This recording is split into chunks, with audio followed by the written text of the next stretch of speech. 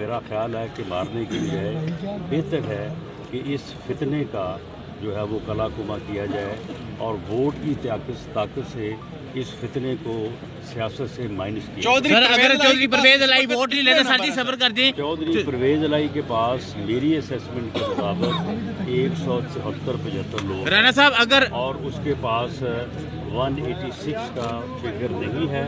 وہ vote of confidence کسی صورت نہیں. رانا صاحب اگر نون لیگ کے بھائی جان صبر کر دیں یار, اگر نون لیگ کے جو ہے اگر آپ کے وزیر اعلیٰ کے امیدوار آتے ہیں حمزہ شہباز, تو کیا پاکستان مسلم لیگ نون کے پاس پنجاب اسمبلی میں تعداد پوری ہے کہ وہ اپنا وزیر اعلیٰ پھر رن آف الیکشن میں ہوگا اور 186 کا فگر اس وقت دونوں طرف نہیں ہے. پھر رن آف الیکشن میں جس کے پاس زیادہ ووٹ ہوں گے ہم 179-80 ووٹ جو ہے وہ حاصل کر سکیں گے. ہمارے پاس اتنے ووٹ ہیں اور رن آف الیکشن میں ہم کامیاب ہو جائیں گے. کوئی ایسے اراکین ہیں اسمبلی کے جو آپ کے ساتھ آنا چاہتے ہیں پاکستان پیپلز پارٹی کے؟ پیپلز پارٹی کے جو تحریک انصاف کے جو سارے لوگ ہیں وہ تو ویسے ہی ہمارے ساتھ ہیں.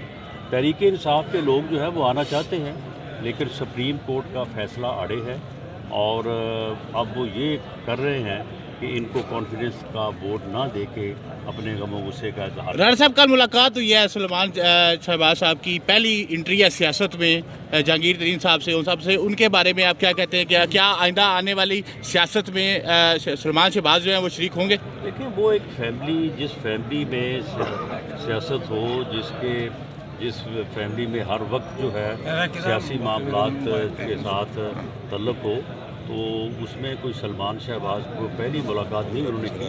وہ اس سے پہلے بھی ایسی ملاقاتیں کرتے رہے ہیں اور وہ سیاست میں اپنے والد کا اور اپنا جو ہے وہ تایا کا جو ہے وہ ہاتھ بٹاتے ہیں. حمزہ شہباز صاحب کب تک ایکسپیکٹڈ ہے کہ وہ واپس آ جائیں؟ حمزہ شہباز جو ہے وہ اپنی والدہ کے علاج کے سلسلے میں وہاں پہ گئے ہوئے ہیں اور میں سمجھتا ہوں کہ یہ فریضہ بھی ایک بڑا ہی مقدس اور ضروری فریضہ ہے.